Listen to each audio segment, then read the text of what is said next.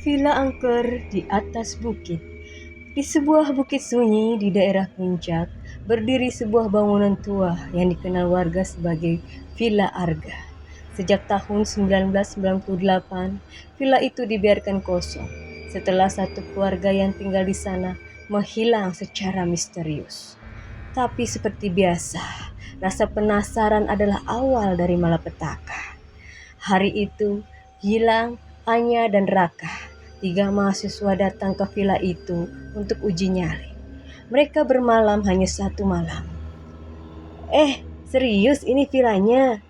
Tanyaannya ragu, melihat bangunan tua berlumut itu. Katanya angker, tapi ya belum tentu, jawab Gilang sambil membuka pintu kayu yang berderit nyaring. Di dalam suasananya langsung berubah dingin. Bau apek menyengat dan lukisan rusak seorang perempuan terpajang miring di ruang tamu. Aneh lukisan ini, kayak diawasi kita, gumam Raka. Tiba-tiba terdengar suara dari atas. Tuk, tuk, tuk. Suara langkah kaki di lantai 2. Padahal mereka yakin villa itu kosong. Gilang, jangan bilang kamu mau naik ke atas, tegur Raka. Kenapa enggak? Jawab Gilang sambil melangkah ke tangga. Tapi Anya memegang lengannya. Tadi warga bilang jangan pernah naik ke lantai 2. Kalau terdengar suara, abaikan saja.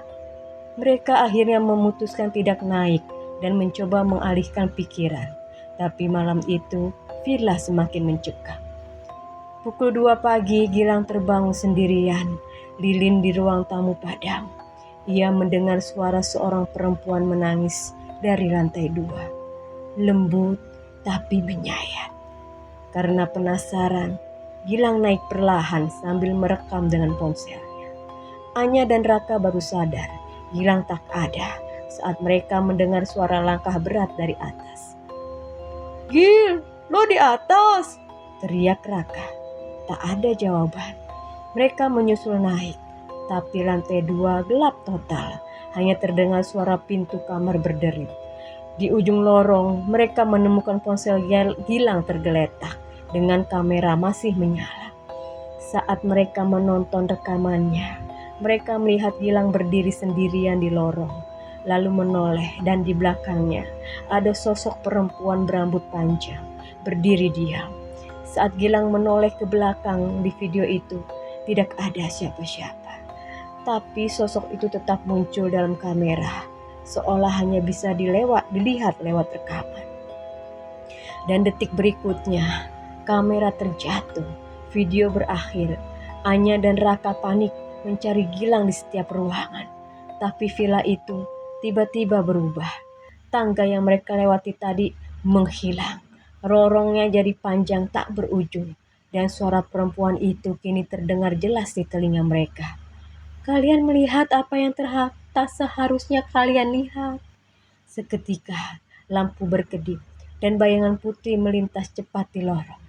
Anya menjerit dan berlari, tapi Raka tertinggal. Kegelapan menyelimuti. Warga desa penasaran karena mendengar jeritan dari atas bukit. Beberapa pria naik untuk memastikan villa itu kosong, tak ada tanda perusakan, tak ada orang, kecuali 3 pasang sepatu berdebu di depan pintu masuk dan di ruang tamu. Lukisan perempuan yang semalam rusak kini utuh kembali. Tapi ada yang aneh. Di dalam lukisan itu terlukis 3 wajah kecil terselip di balik jendela villa. Wajah Gilang, Anya, dan Raka. Semuanya menatap keluar seolah minta tolong.